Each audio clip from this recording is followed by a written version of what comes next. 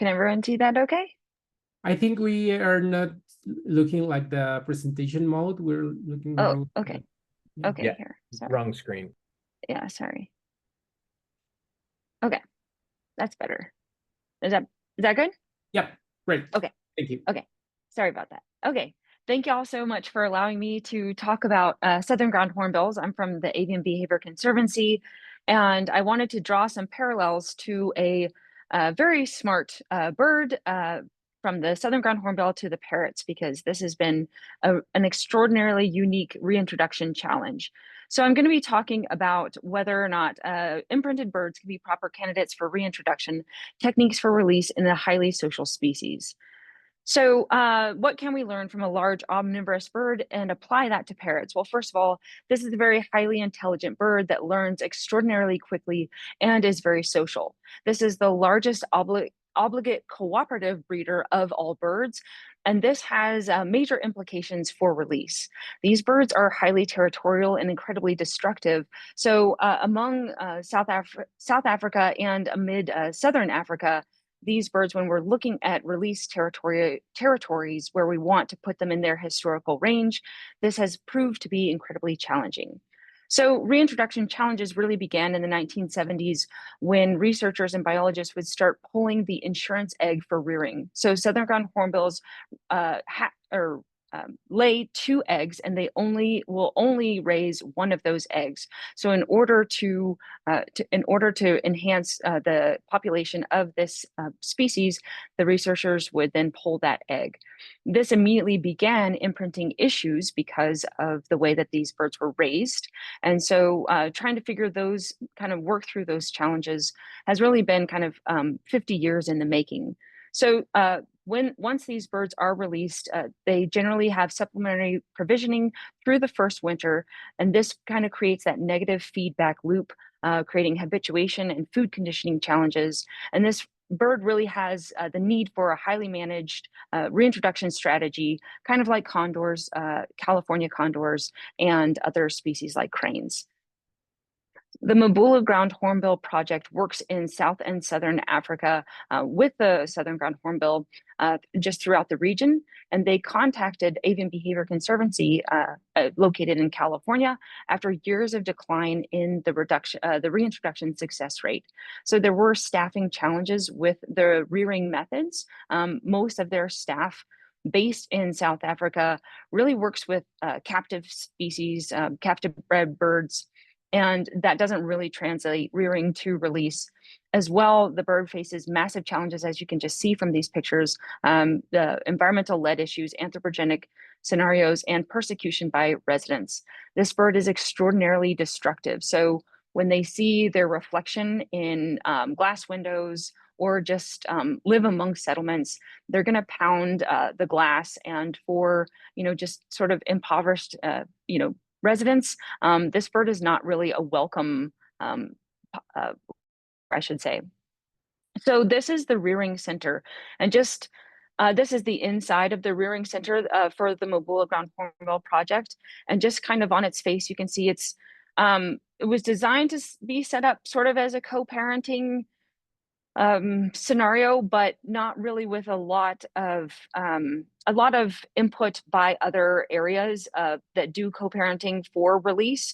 So these nest from the inside, this nesting area is split in 2 so that the birds on the outside can see, and these shelves are for the nestlings to sit. So this is just a span right here, really quick, so you can see a female kind of peeking in on us. It's really open and echoey. So for a cavity species, they believe, the staff believed strongly that UV light was very important for this bird. So that's kind of the way that it was set up. This is in the off season, so it's not set up for nesting at this moment. And this is the outside. So we're just going to do a little sweep here of the outside. These are the aviaries for the foster parents, and this is all the netting. And this is the rearing center from the outside that we just saw. So again, a lot of UV light, and you can see just kind of on the left side there's the outside of that nest that we just saw that the birds can come in.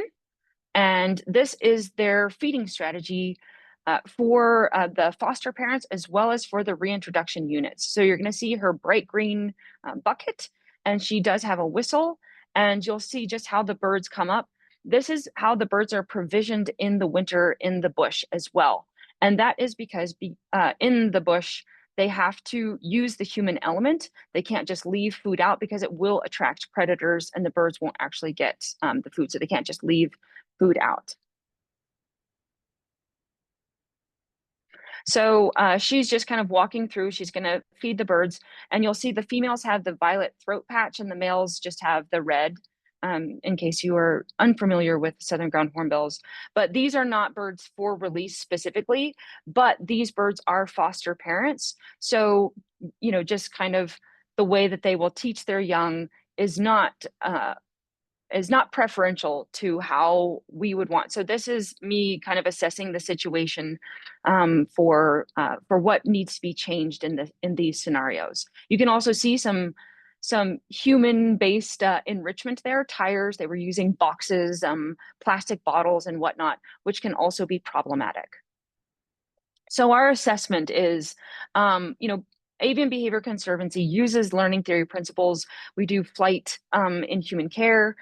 We do all kinds of education programs as well.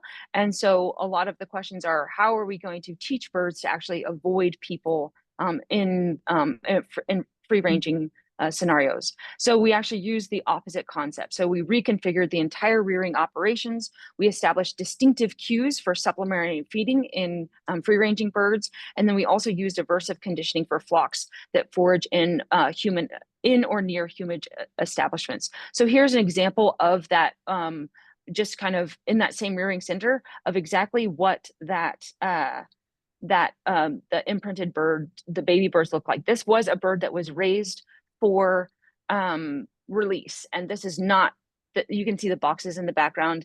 These birds are not okay to be released near humans. They would absolutely be a problem.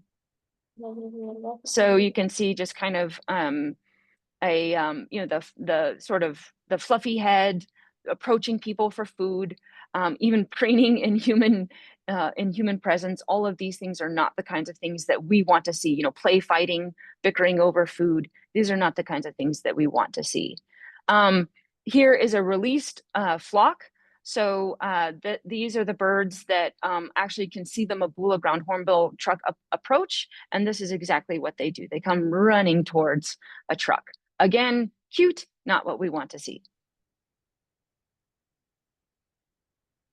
So the implementation was we put massive amounts of physical components in the rearing center to reduce noise and light, and those were instantly implemented. We put curtains, blackout curtains, we put rugs, and we made sure that the staff stopped talking and sort of shuffling their feet. So we kind of put a silence only, like, you know, quiet for quiet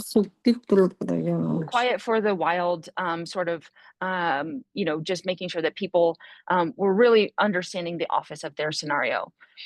Supplemental feeding modifications showed signs of success. So for instance, instead of having that human component, we put remote buckets, and then we trained those birds to come when a whistle sound was implemented. So these birds are tracked, and so we know exactly where they are. We could drive up to a situation where the pod or the flock was.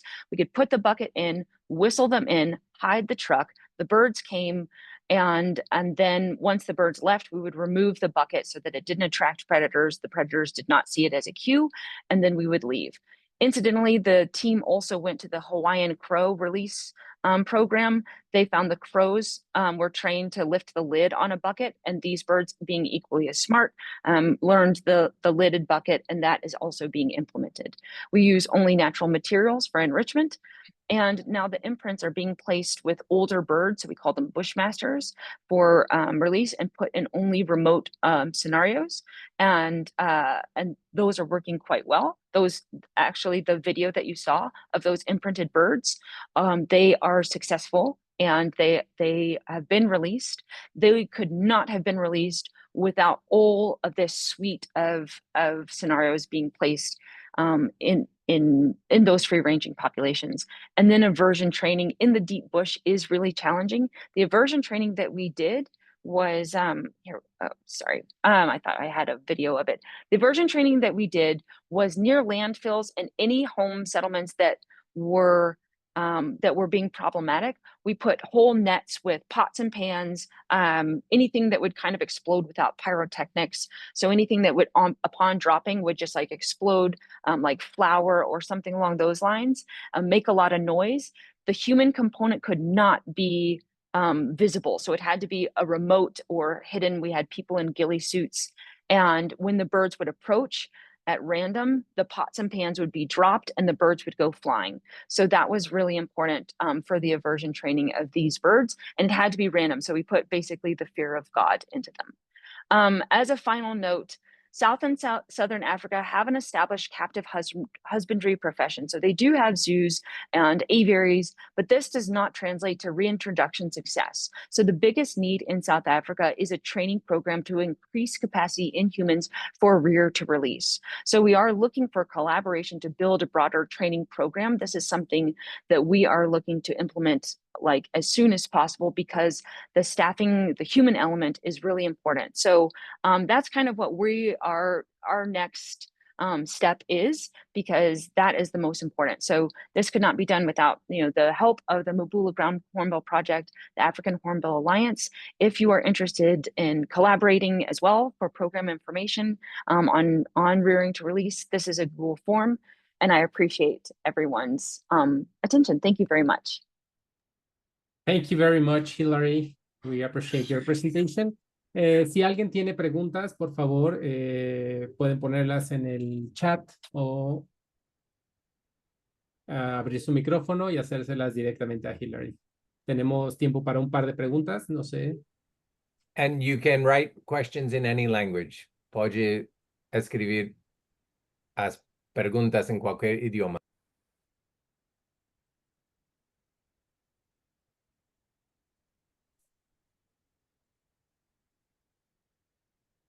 We have a question from Cristiano that he asks, what are the measures of reintroduction success you are using?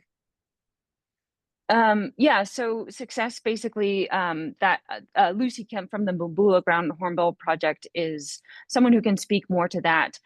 Basically, the idea is they need to get through their first winter, their second winter, because provisioning happens through their through the first winter. The males the juvenile males stay with their with the alpha, the breeding male and female. So as long as that unit can, and the females disperse, the juvenile females disperse. So as long as they can make it through a winter where they don't have to be supplementally fed, and then then we monitor obviously for the breeding set to actually raise a family. But that's kind of, I believe that's what she is kind of working on as well. So it's kind of leveling up what she believes will be success. Thank you, Hilary. We have more questions in the chat, but we are running out of time. Maybe you can send them or place them at the Q&A at the end of the session on the breaking rooms. Thank you very much, Hilary. Yeah. And we're going with our next presenter, that is Victor Franzone. Victor, are you there? Hi. Hola, Rodrigo. Hi, Victor. Victor Franzone